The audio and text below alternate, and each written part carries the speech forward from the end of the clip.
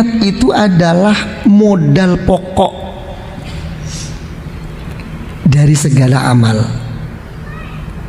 ya, dan merupakan suatu pilar, ya, pondasi pilar daripada bangunan. Melanjutkan sabda Rasulullah sallallahu alaihi wa alihi wasallam, ya, beliau mengatakan lagi, wa man hamma bi sayyi'atin, ya, falam ya'malha kataballahu indahu hasanatan kamilah. Bayangkan, kata Rasulullah, kalau ada seseorang itu mempunyai satu keinginan, ada kemauan, ada satu niat untuk berbuat buruk, ya, tapi dia tidak sempat untuk berbuat buruk dan melakukannya, akan ditulis di sisi Allah mendapatkan suatu hasanatan kamilah, suatu kebaikan yang sempurna. Bayangkan, dari sisi mana pandangan ini, ya? Dari sisi dia itu ada kemauan berbuat buruk tapi tidak melaksanakan perbuatan buruk, berarti dia itu menghindarinya di dalam dirinya pada sesuatu yang tidak diridhoi oleh Allah. Itu putar balik, imbas baliknya. Ini semua apa? Karena rahmat Allah. Sebaliknya, wa in hamma biha wa fa'alaha katabaha Allah indahu sayyi'atan wahidah. Kalau, ya,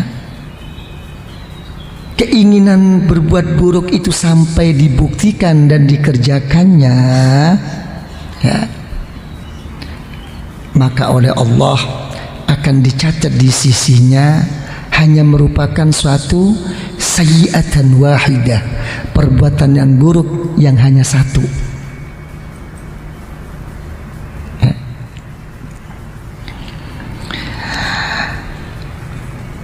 Melihat, ya, adanya niat, ya, yang seperti ini, kebesarannya di sisi Allah Subhanahu wa ta'ala, ya, maka sayukjanyalah bahwa kita ini, ya, di dalam melakukan apapun, ya, yang berbentuk ta'ah, berbakti kepada Allah, ya, lebih-lebih, ya, ini lebih-lebih, ya, yang menyangkut hukum mubah. Apa mubah itu apa?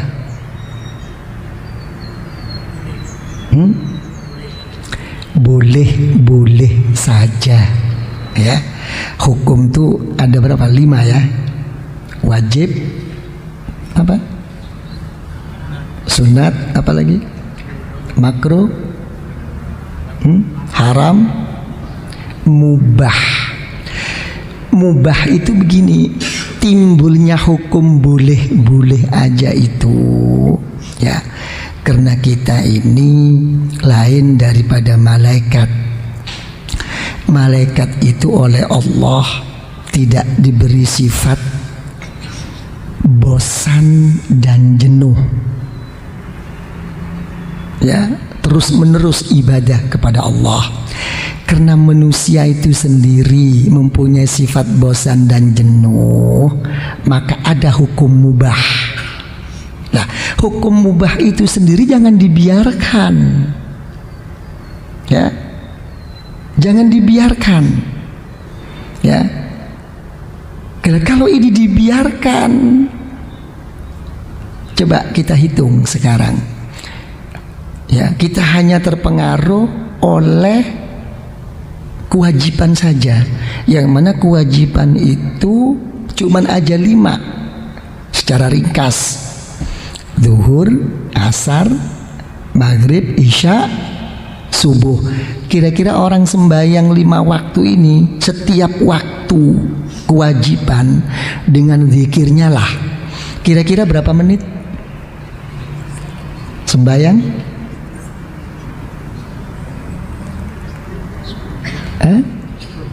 10 menit kali 5 jadi berapa? 25 menit. 50 menit ya, taruhlah 1 jam deh. Berarti baru 1 jam. Yang 23 jam kemana?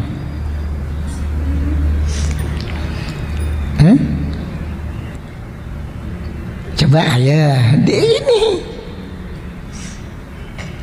Nah ini jangan dibiarkan, jangan lepas. Ya, ini harus diisi dengan niat. Ini kadang-kadang lepas, silahkan. Mau kemana? Mau ke mall. Nah gitu kan ya. Mau kemana? Mau ke Ancol. Kenapa? Jenuh di rumah. Sampai mengganggu ibadah sembahyang zikir saya kepada Allah.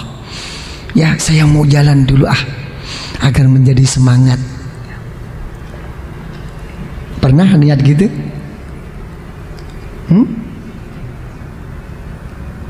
Gimana Pak Arifin?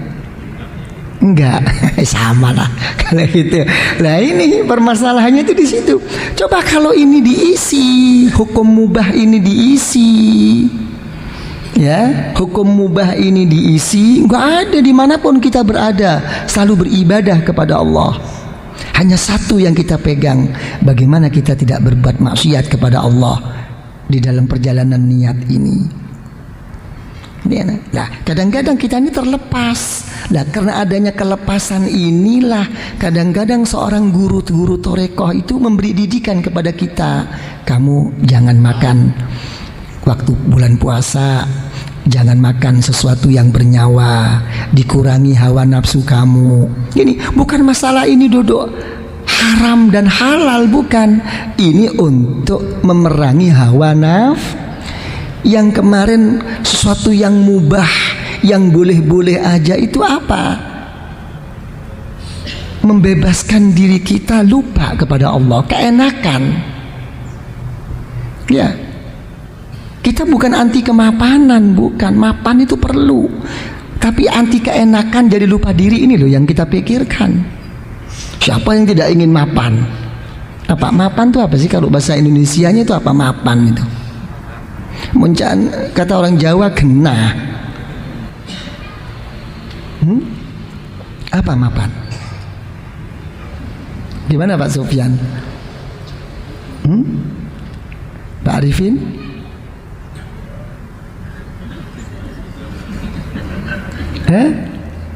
Wis nggak usah diartiin ya, memang kurang bahasa memang ya.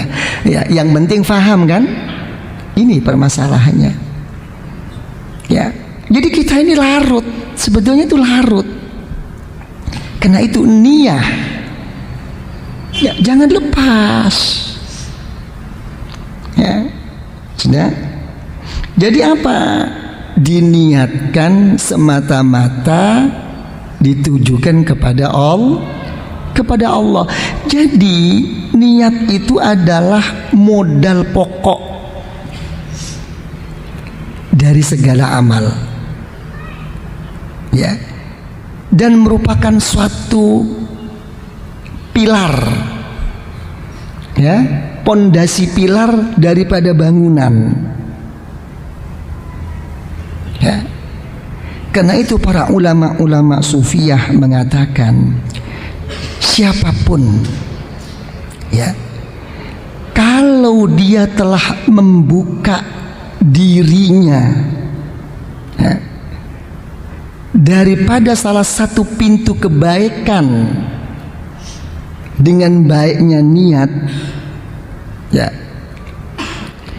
Allah Ta'ala pasti akan membuka 70 pintu untuk mendapatkan taufik pertolongan dari Allah. Ya. Ini pintu. Ya, saya sekarang niat ini. Tapi apa yang saya niatkan itu secara zahir, ya, tidak terlaksana. Tapi berkahnya ini nanti ada sesuatu yang lain yang akan dibuka oleh Allah.